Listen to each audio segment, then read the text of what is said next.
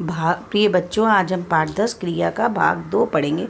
पहले भाग में मैंने क्रिया की परिभाषा बताई थी, धातु बताई थी, धातु किसे कहते हैं, क्रिया के भेद कितने होते हैं, सकर्मक, मुख्य क्रिया के कितने भेद होते हैं, 2 सकर्मक अकर्मक मैंने पढ़ाए थे। फिर हमने पढ़ाया था कि संरचना के आधार पर क्रिया के भेद होते हैं, तो मैंने 5 भेद बताए थे, जिसमें मैंने 4 आपको पढ़ा दिए थे।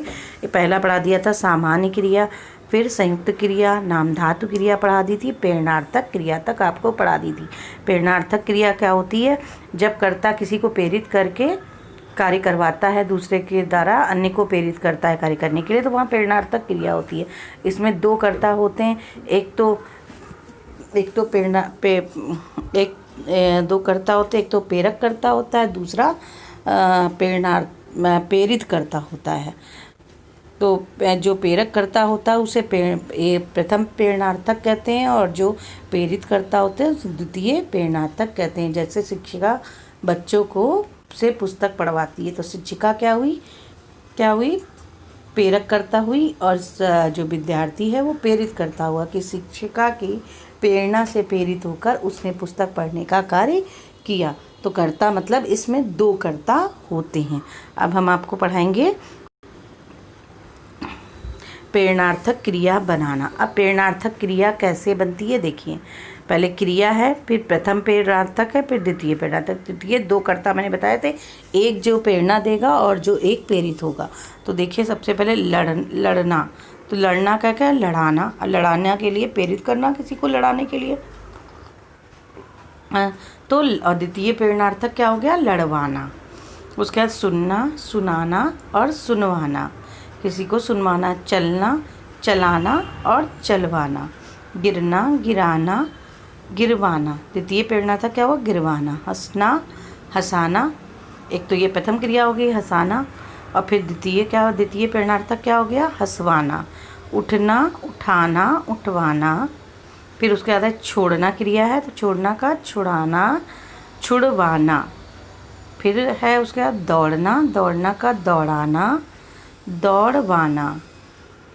देना क्रिया है, देना का प्रथम प्रेरणार्थक क्या हुआ? दिलाना, और द्वितीय प्रेरणार्थक क्या हुआ? दिलवाना। फिर धोना, धोना का प्रथम प्रेरणार्थक हुआ धुलाना, और फिर द्वितीय प्रेरणार्थक हुआ धुलवाना। बिकना क्रिया है, तो बिकना का प्रथम प्रेरणार्थक हुआ बेचना, और द्वितीय प्रेरणार्थक हुआ बिकवाना। पिसना क्रिया है, तो पिसना क्रिया का प्रथम प्रेरणार्थक हुआ पीसना, और द्वितीय प्रेरणार्थक हुआ पिसवाना। फिर बोलना, बोलना क्रिया है, बोलना क्रिया का प्रथम प्रेरणार्थक हुआ बुलाना, और द्वितीय प्रेरणार्थक हुआ बुलवाना। इसी तरह से जगाना क्रिया है, जगाना का जागना, जगाना प्रथम प्रेरणार्थक हुआ, और द्वितीय जगवाना हो गया। डूबना, डूबना का प्रथम प्रेरणार्थक हुआ डुबाना, और द्वितीय प्रेरणार्थक हुआ डुबवाना। भागना का क्रिया का प्रथम प्रेरणार्थक हुआ भगाना, और द्वितीय प्रेरणार्थक हुआ भगवाना। काटना का प्रथम प्रेरणार्थक हुआ कटाना, और द्वितीय प्रेरणार्थक हुआ कटवाना। धोना का प्रथम प्रेरणार्थक हुआ धुलाना, और द्वितीय प्रेरणार्थक हुआ धुलवाना। इस तरह से ये प्रेरणार्थक क्रिया बनाना आपको सिखाया गया है। इनको पढ़िएगा और याद करिएगा। अब 5वीं आपकी संरचना के आधार पर क्रिया कौन सी थी? पूर्वकालिक क्रिया। देखिए पूर्वकालिक क्रिया क्या होती है? मुख्य क्रिया से पहले होने वाली क्रिया को जैसे पूर्व लगाए, पूर्व का मतलब ही होता है पहले। तो पूर्वकालिक मतलब समय से पूर्व जो क्रिया होनी है उससे पहले होने वाली क्रिया, इसका अर्थ ही यही निकल रहा है। तो मुख्य क्रिया से पहले होने वाली क्रिया को पूर्वकालिक क्रिया कहलाती है। पूर्वकालिक क्रिया कहलाती है। जैसे मैं थैला लेकर बाजार गई। अब क्या है? बाजार गई, मैं थैला लेकर बाजार गई। तो लेकर मतलब बाजार गई, तो वो पहले क्या लेकर गई? थैला लेकर ही गई, तो पूर्वकालिक क्रिया हो गई ले जाना। दिवाकर ने, क्योंकि बाजार से तो वो जो लाती वो लाती, लेकिन उससे पहले उसने क्रिया क्या की? थैला लेने की क्रिया की, लेकर जाने की क्रिया की। दिवाकर ने भागकर गाड़ी पकड़ी। अब दिवाकर तो गाड़ी पकड़ता ही, लेकिन उसने पूर्व क्रिया क्या की? भागने की क्रिया कर ली। तो ये हुई पूर्वकालिक क्रिया आपकी।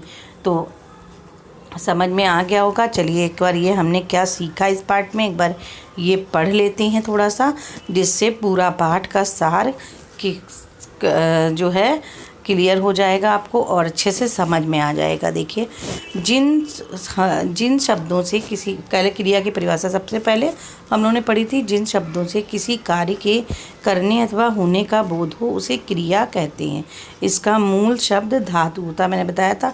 जिन शब्दों से किसी कार्य के होने का बोध होता है उसे क्रिया कहते हैं, जैसे खाना पीना, सोना, चलना, जाना आना, बजाना, गाना आदि, है ना। उनका मूल रूप क्या था, जैसे खेल तो खेलना, है ना, सो तो सोना, गा तो गाना, है ना, पढ़ तो पढ़ना शब्द बन गया। तो जो उनका मूल रूप है उसे धातु कहते हैं क्रिया के। दूसरा वाक्य क्या है, दूसरा देखिए, जिस वाक्य में क्रिया का फल सीधा कर्म पर पड़ता है, ये क्या है, सकर्मक क्रिया हो गई। ये हमने बताया था कि सीधा फल पर पड़ता है, वो सकर्मक क्रिया एवं वो सकर्मक क्रिया होती है। और जिस क्रिया का सीधा फल कर्म पर ना पड़कर कर्ता पर पड़ता है वो कर्मक होती हैं। जैसे सीता नाच रही है, तो सीता नाच रही तो नाचना उस क्रिया कर रही, क्रिया का फल किस पे पड़ रहा है, कर्ता पर पड़ रहा है, ना कि कर्म पर, तो वो अकर्मक क्रिया हो गई इस तरह से। तीसरा है आपका पॉइंट, जिस वाक्य में एक ही क्रियापद का प्रयोग किया जाए उसे सामान्य क्रिया कहते हैं। जैसे मोहन खाना खाता है, तो इसमें क्या है, एक ही क्रिया का प्रयोग किया गया है, एक ही क्रियापद का प्रयोग किया गया है, दो या चार या कोई और नहीं है, सिर्फ एक ही वो खाना खाने का ही खाली एक वक्त में एक काम कर रहा है, तो ये सामान्य क्रिया हो गई। दूसरा चौथा पॉइंट देखिए, जिस वाक्य में क्रिया दो या दो से अधिक धातुओं के मेल से बनती है उसे संयुक्त क्रिया कहते हैं। संयुक्त क्रिया में धातुएं दो या दो से अधिक हो सकती हैं, उनसे मिलकर, जैसे क्या वो था कि मैं भी पढ़ सकता हूँ, मोहन भी पढ़ सकता है, तो क्या है, दो धातुएं मिल गई इसमें, तो क्या है, ये कौन सी संयुक्त क्रिया बन गई। आगे देखिए पांचवा पॉइंट, जो क्रियाएं संज्ञा, सर्वनाम, विशेषण आदि शब्दों के प्रत्यय जोड़कर बनाई जाती हैं वे नाम धातु क्रियाएं कहलाती हैं। ये भी हमने अपने पाठ में पढ़ा कि जो संज्ञा और सर्वनाम, जैसे गरम है ना, तो गरमाना, है ना, ये सब बन गई क्रियाएं। तो गरम क्या है, विशेषण हो गया। जब कर्ता स्वयं कार्य ना करके, अब क्या है, प्रेरणार्थक क्रिया। पांचों क्रियाएं हमने पढ़ाई हैं संरचना के आधार पर, सारी पांचों क्रियाएं इसके अंदर बताई जा रही हैं। तो छठे पॉइंट में क्या है, जब कर्ता स्वयं कार्य ना करके अन्य को कार्य करने के लिए प्रेरित करता है तब वह क्रिया प्रेरणार्थक क्रिया कहलाती है। जब कर्ता स्वयं कार्य ना करे और किसी अन्य को प्रेरित करके कार्य कराए तो वहाँ पर प्रेरणार्थक क्रिया होती है। इसमें दो कर्ता होते हैं, मैंने बताया था, एक क्या होता है, प्रेरक कर्ता, और एक प्रेरित कर्ता होता है। प्रेरक कर्ता को क्या कहते हैं, प्रथम प्रेरणार्थक कहते हैं, और प्रेरित कर्ता को द्वितीय प्रेरणार्थक कहते हैं। इनसे भी पीछे मैंने बुक में आपको कुछ शब्द बनाने के लिए बताए गए थे कि प्रेरणार्थक क्रिया कैसे बनाई जाती है, पढ़िएगा उनको।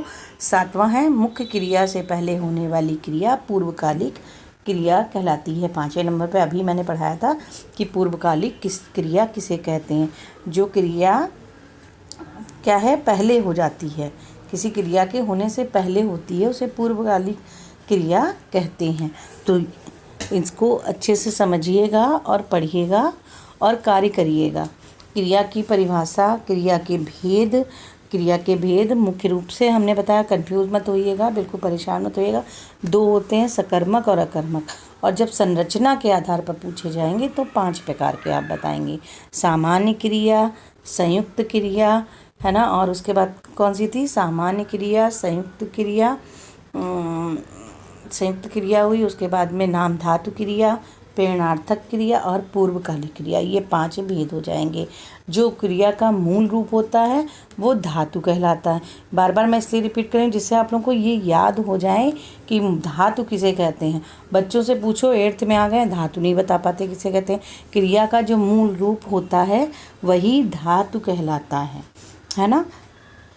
धातु रूप कहलाता है। अब सकर्मक क्रिया पूछ लीजिए बच्चों से, सकर्मक क्रिया किसे कहते हैं? तो सकर्मक क्रिया क्या है? जिसमें कर्म पर फल पड़ता है सीधा, उसे सकर्मक। कर्म सहित अर्थ याद रखिए आप कि सकर्मक का अर्थ होता है कर्म से, मतलब कि जहाँ पर कर्म पर सीधा फल पड़ता है वहाँ पर सकर्मक है। अकर्मक जहाँ पर कर्ता पे सीधा प्रभाव पड़ रहा है या सीधा फल पड़ रहा है वहाँ पे क्या होगा? वो कौन सी क्रिया होगी? वो अकर्मक क्रिया होगी। पढ़िएगा। धन्यवाद। इसको अच्छे से याद करिएगा।